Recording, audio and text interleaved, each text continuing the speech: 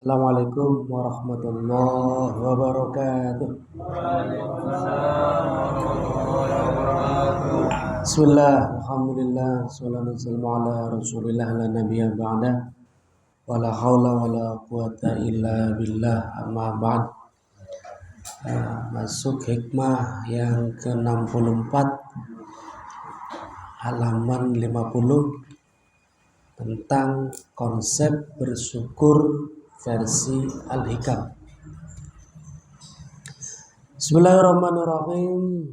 Man utai wong sapa bae kulam yashkur ora bersyukur sapa man an-ni'ama ing biro-biro nikmat faqad ta'arradu maka teman-teman madhep sapa man zawalaha ing ilange nikmat.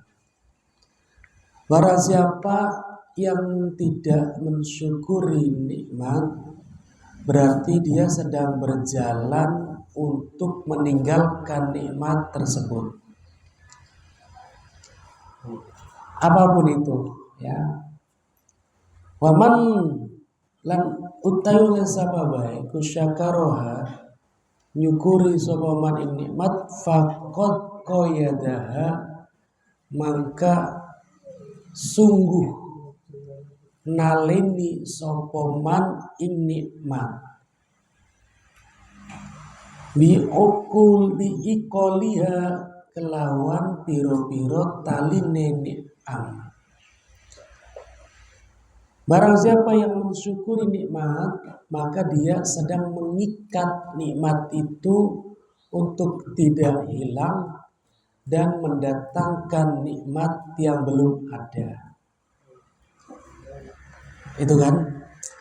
Orang yang tidak mensyukuri satu nikmat, maka dia sedang berjalan meninggalkan nikmat tersebut. Barang siapa mensyukurinya, maka dia sedang mengikat nikmat itu dan mendatangkan nikmat yang belum ada. Itu. Maka jenisnya nikmat banyak. Jangan melihat kasih sayang Allah itu diukur dengan keinginan kita. Kalau kita minta satu dikasih, oh Allah sayang. Jangan, kata Ibnu Athaillah begitu. Kasih sayang Allah itu gak terbilang, gak terhitung. Termasuk sesuatu yang gak sesuai harapan pun itu kasih sayang dari Allah. Kadang kita ini contoh, ada satu nikmat yang kita dambakan. Ketika itu gak datang, kita melupakan nikmat yang lain. Sama dengan kita melihat seseorang, jangan hanya melihat dari satu kekurangan. Lihatlah sisi yang lainnya. Kalau Al-Hikam melihatnya begitu. Kalau kita yang belum bisa mengamalkan Al-Hikam, ketika melihat satu kekurangan, ya itu terus yang kita lihat. Akhirnya kita menghilangkan syukur kepada Allah. Baik, yakni kata Ibnu Athaillah, anna syukron ni'mati, sesungguhnya mensyukuri nikmat itu mujibun akan mewajibkan libaqaiha terhadap tetapnya nikmat waziyadati dan tambah minha saking ni'am. Tuh, jadi nikmat yang sudah ada ditetapkan, yang belum ada didatangkan. Sebagaimana daunnya Allah Ta'ala, la in syakartum la azidannakum. Jika kamu mensyukuri nikmat dari Allah, maka kata Allah aku akan menambah. Nah, menambahkan berarti menghadirkan nikmat yang belum ada. Itu. Wa kafarona wa kufrona. Dan adapun mengkufuri nikmat itu lizawaliha, maka akan mendatangkan hilangnya nikmat tersebut. Wa adamu syukriha mujibun lizawaliha, dan tidak mensyukurinya maka akan menghilangkannya. Jadi nikmat itu Pak, sesuatu yang harus disyukuri, bukan untuk dibanggakan. Nikmat itu sesuatu pemberian dari Allah yang harus disyukuri, bukan untuk dibanggakan. Kita kadang ketika dapat nikmat, daripada syukur lebih sering bangga. Contoh, ketika kita mancing oleh ake, setreke babon kerafu, sampai pakai seser dulu. Nah, misal itu sesuatu yang harus kita syukuri. Alhamdulillah ya Allah, setelah sekian tahun saya mancing, akhirnya karafu juga gitu kan. Nah, adakah rasa itu atau dalam hati kita, sore gitu, R gitu. Dua anak pinter dibanggakan, digawe videonya sampai ake, digawe konten malah, ya kan? Monggo dibanggakan. Membanggakan nikmat itu bagian dari kufur nikmat, karena sudah mengakui kita lah yang menghasilkan nikmat tersebut. Itu bahaya. Sebagaimana ada satu kisah Aisyah radhiyallahu taala anha, satu waktu dapat baju baru, dinggo klambine, terus bari petang-tang peteng-teng konon lah, senang lah. Akhirnya ayahnya Abu Bakar masuk. Abu Bakar nangis bilang, Aisyah, kayaknya ya kita cantik ya pakai baju gini, konon lah, pantes, keren gitu kan. Akhirnya ditakutin Abu Bakar, wahai Aisyah, tahukah kamu seseorang yang merasa ujub kan bangga Pak. Bahasa Arabnya ujub, bahasa kenene bangga. Takabur. Kalau takabur kakangnya ujub. Kakangnya. Maka takabur semanjinya meremehkan orang lain. Kalau ujub sebatas bangga diri saja. Ngerasa mampu, ngerasa bisa, ngerasa keren, ngerasa ganteng, ngerasa soleh, ngerasa sugih, ngerasa pokoknya, dan ngerasa yang lain.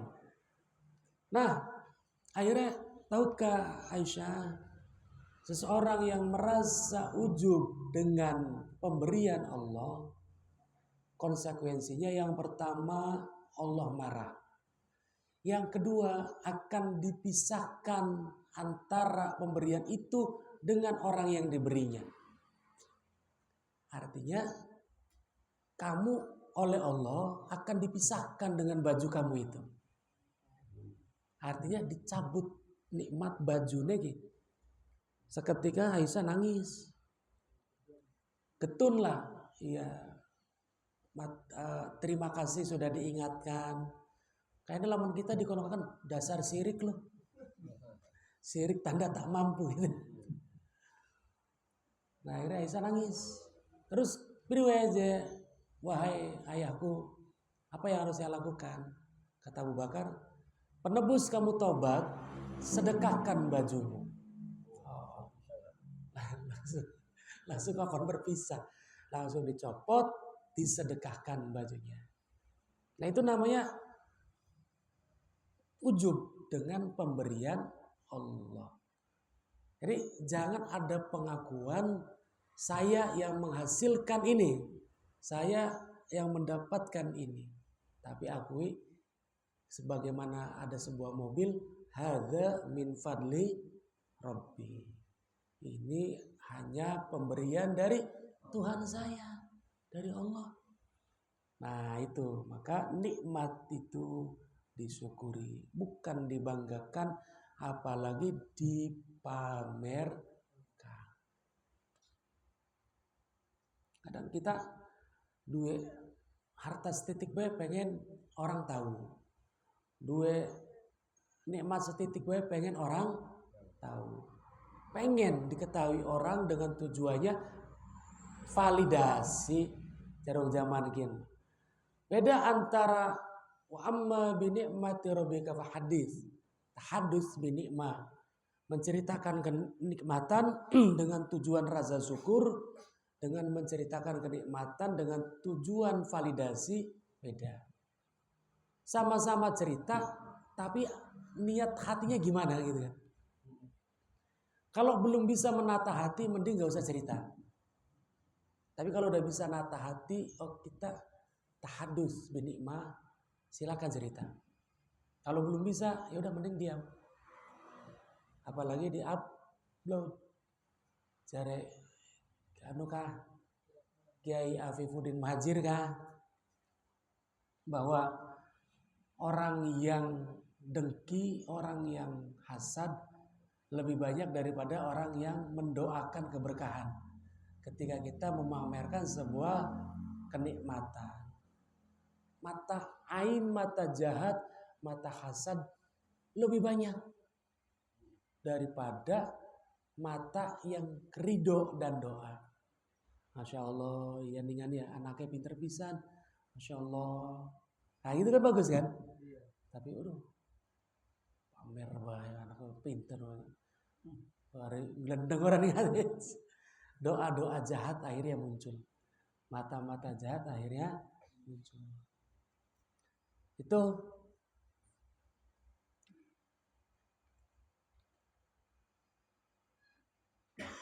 wong posting pengajian bega anak si mata jahatnya posting pengajian apa maning posting duit apa maning posting jalan-jalan itu. Okay. Jadi ketika Kang Umar arep mangkat haji, Mar berusahalah agar dapat haji yang mabrur. Salah satu jalannya pertama sabar, karena wong hajiku kena tukaran ya Pak Jolek. Biasanya antri, mangane antri, segala-galanya antri. Tukaran. Fala rafasa wala fusuqa wala jidala fil hajj. Jangan berkata buruk, jangan sewot, aja urusan ketika haji. Yang kedua, tolong minimalisir update status reguler karena berpotensi ujub. Nah, sebagaimana saya tahu bahwa Kang Umar paling senang hidupnya dengan HP. Akhirnya, semoga Allah jadikan haji mabrur ya. Allah kasih satu masalah. Ya Pak, masalah. Ya, Allah kasih ujian selama 10 hari pula berjuang orang yang ada tanda tangannya. Akhirnya kan, jadi dengan masalah itu akhirnya tidak sering posting. Itu jalan, gitu. Baik, kita lanjutkan. Ditafsirkan sendiri, diterjemahkan sendiri. Nah, maka kembali lagi, jangan sampai Allah pisahkan kita dengan nikmat yang sudah diberikan hanya karena ada rasa ujub di dalam hati. Termasuk pasangan kita. Jangan kita suka memamerkan, menceritakan. Kalau aduh gatel ya orang papa sebulan sepisan, setahun sepisan mengupload kemesraan dengan pasangan.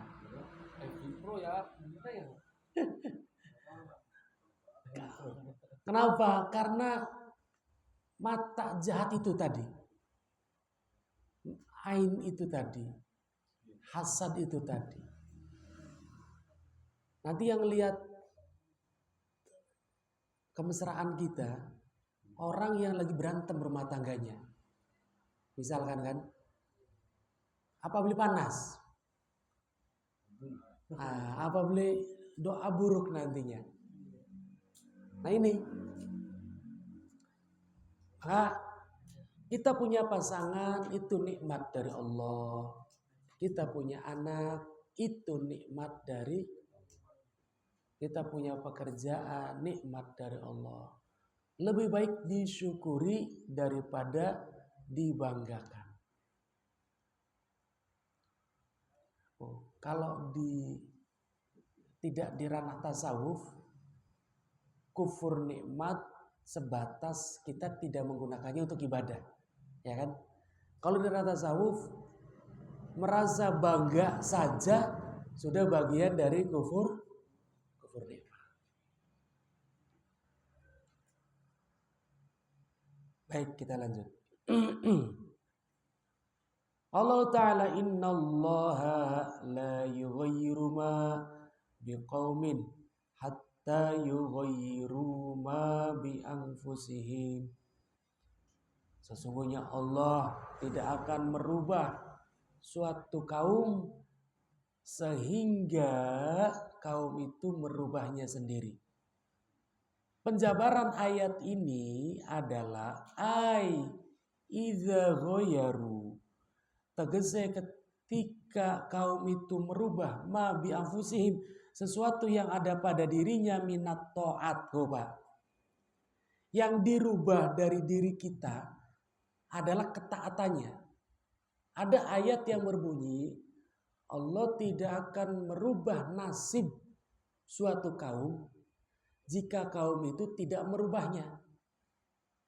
Kata-kata ini banyak disalahartikan oleh motivator, oleh pimpinan-pimpinan MLM, bahwa kalau kamu pengen berubah, kamu harus merubah ikhtiarmu. Kalau kamu pengen kaya, kamu harus lebih rajin lagi bekerjanya. Jadi hari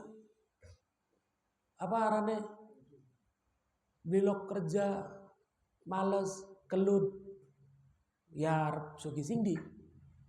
Maka harus capai target. Cari ujung-ujungnya apa kan? Harus capai target. Kamu harus dapat konsumen yang banyak. Kamu harus kirim paketnya jangan cuma 100, 200. Beli buruk kan yang kirim paket 200 sembayang ditinggal.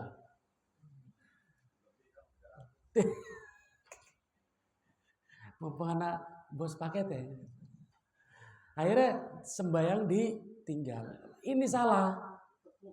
Ditekuk. Salah.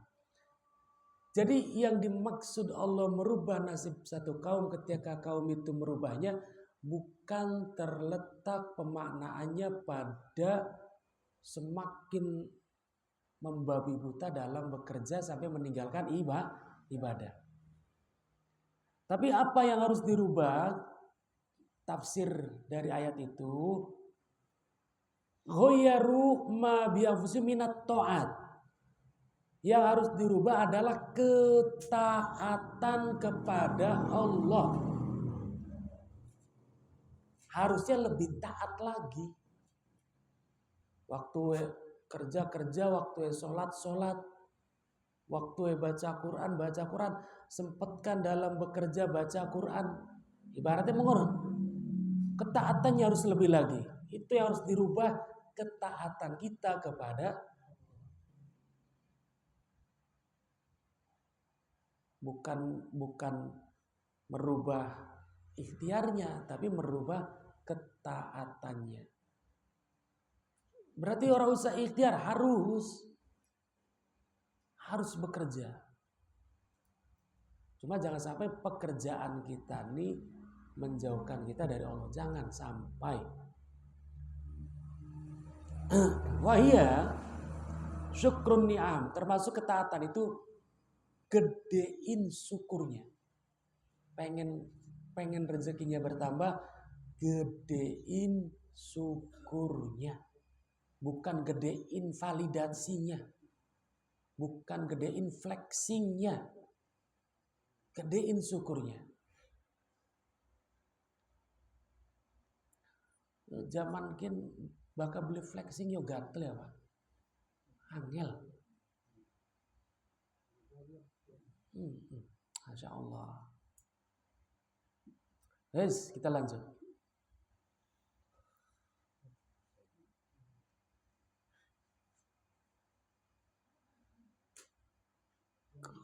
Wahia minum Pak.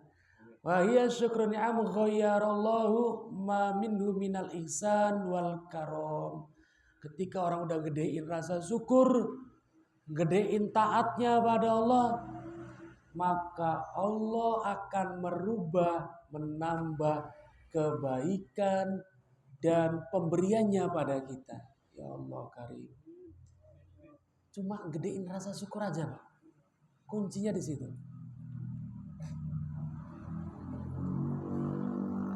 Wis. Nah, sekarang gimana sih cara gedein rasa syukur itu? Qala ta'ala wa ma bikum min ni'matin fa minallah. Pertama, syukur di dalam hati adalah caranya meyakini segala yang kita miliki adalah pemberian Allah. Itu. Jadi cara kita bersyukur pada Allah, tahapan yang pertama adalah dimulai dari hati. Yakini dari hati kita bahwa setiap apa yang kita miliki, baik duit, kesehatan, pergaulan, istri, anak, semua semata-mata pemberian Allah.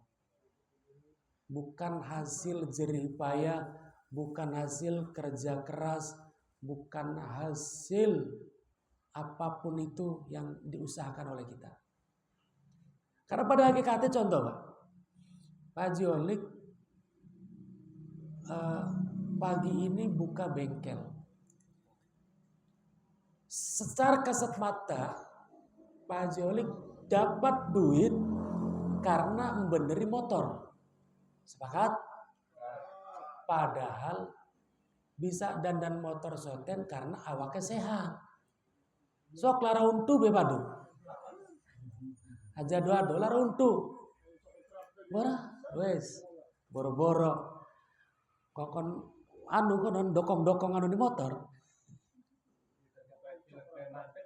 Nah, menunjukkan bahwa pada hakikatnya yang mengizinkan tetap bekerja adalah Allah.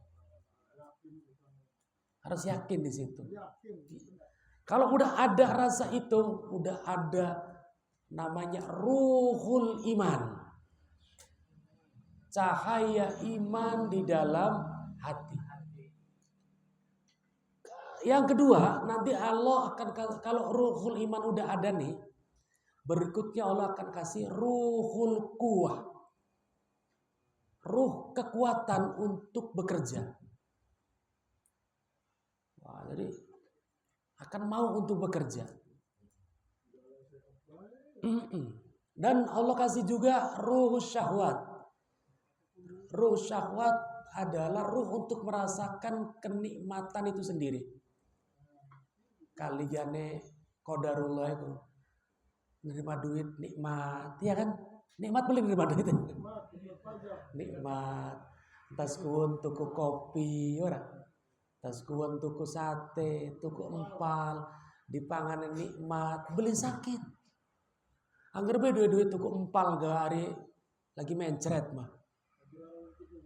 Aduh, beli pengen empal kan. Ruhul iman, ruhul kuat, terus syahwat, dan terakhir Allah kasih ruhul hayat, cahaya kehidupan. Sehingga dia akan mau untuk harokah, untuk bergerak. Tuh. Al-harokah barokah. Bergerak itu keberkahan. Maka sing penting oyeg. Asal oyeg. Wis. Wong uripku kalian gurune kula ngomong. Wis besok bakal wis kawin, sing penting oyeg. Ya oyeg mah priwe oyeg. Oke mah oyeg. Wis kau gabak oyeg mah ana rezekine.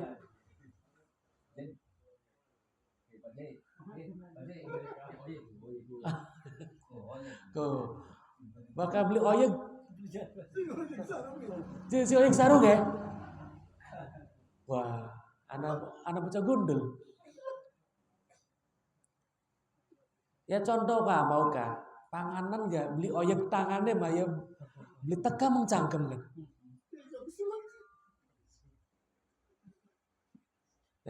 Kita lanjut. Maka al-harokah barokah. Jadi dimulai dari pengakuan diri semua adalah pemberian Allah. Kalau udah ada rasa itu tadi, Allah akan berikan 4 ruh kepada kita. Tapi kalau nggak ada pengakuan diri bahwa semua pemberian Allah, berarti udah kufur nikmat. Allah nggak akan berikan 4 ruh tadi. Dalilnya di wa ma bikum min nikmatin faminallah. Wa malan utawi barang bikum ing dalem sira kabeh min nikmatin bayane nikmat iku faminallah, maka pemberian dari Allah. Enggak ada yang kita usahakan sendiri. 1, setelah keyakinan di hati, wa amma bil lisan, adapun nikmat dengan ucapan, yaitu bi anta tahaddatsa bi nikmatillah. Pertama dengan menyebut alhamdulillah. Alhamdulillahirabbil alamin. Aja kurang alhamdulillah. Ketika tas pragat nyervis motor nampani duit, alhamdulillahirabbil alamin. Bahwa Allah kasih nikmat berupa bayaran. Durung tentu dandan motor dibayar kan? Durung tentu. Kalau Allah nggak menghendaki dibayar. Begitu pragat kok ya mas bayar ya. Heran kok masih mas bayar di beluk heran.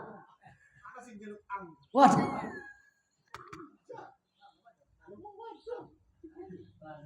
Masih di beluk ang bayaran tobat.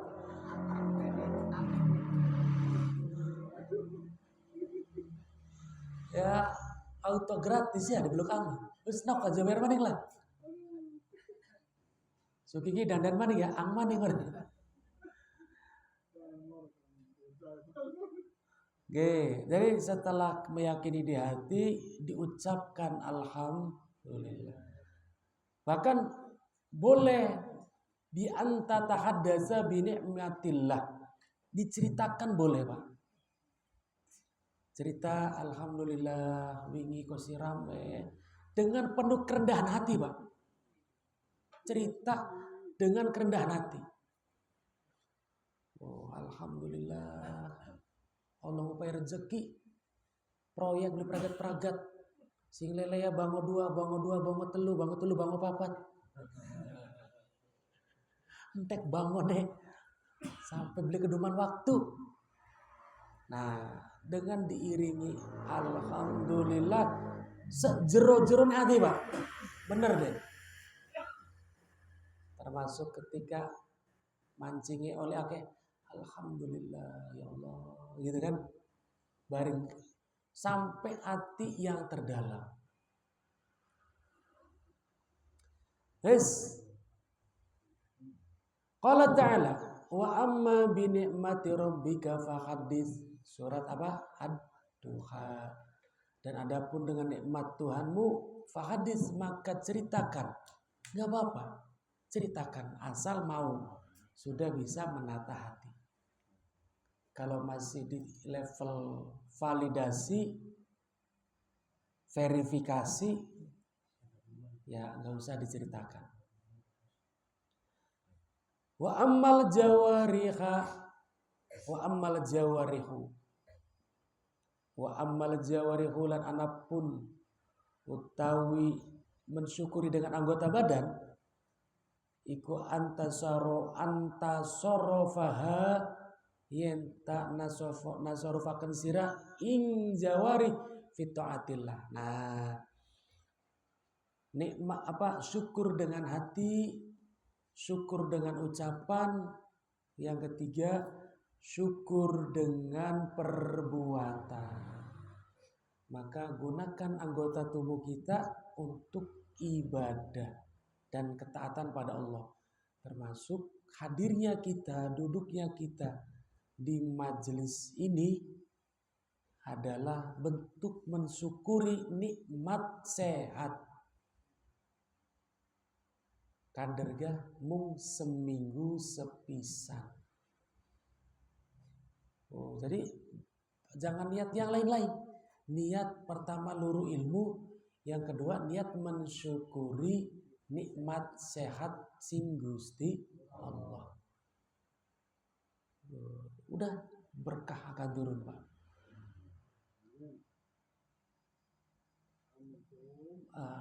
Saya pribadi sering mengulang, sangat meyakini majelis kita ini sudah banyak berkahnya dan karomahnya yang Allah sudah berikan. Karena kita sudah istiqomah lebih dari 3 tahun. Bukti berkah majelis ini, walaupun jarang-jarang teka, oleh rabine.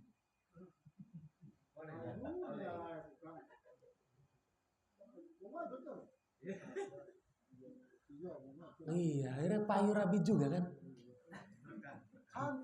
Oh, Masya Allah. Apa maning lamun ngajine terus nurut rabine. Singarang-arangan tapnya. Apa maning ngajine tinggal minggu. Wes. Eman balik kerja di PJT orang.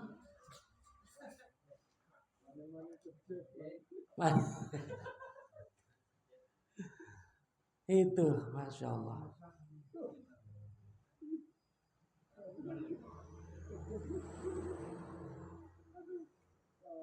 Fitatawa takfiha amala yardihi, dan mencegah anggota badan kita dari perbuatan yang tidak diridhoi oleh Allah. Nah, jadi cara menghadirkan nikmat yang belum ada.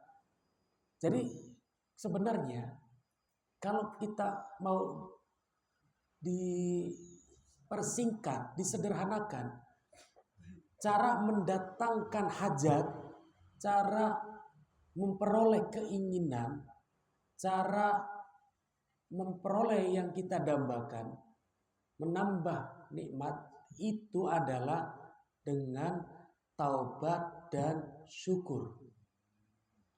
Bertaubat dan bersyukur jauh lebih cepat mendatangkan yang kita inginkan daripada meminta.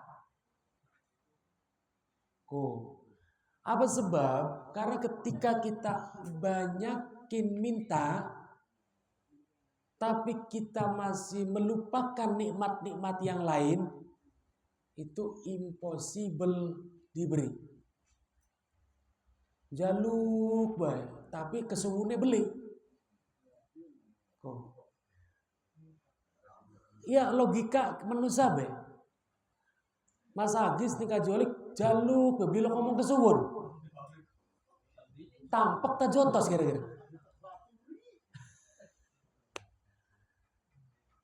Aja jaluk baik ke suwun beli. Apa manding beli mengingat kesalahan. Wah, itu lebih fatal lagi tuh.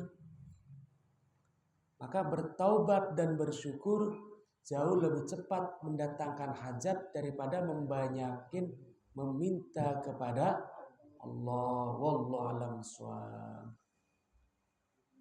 Barangkali ada pertanyaan.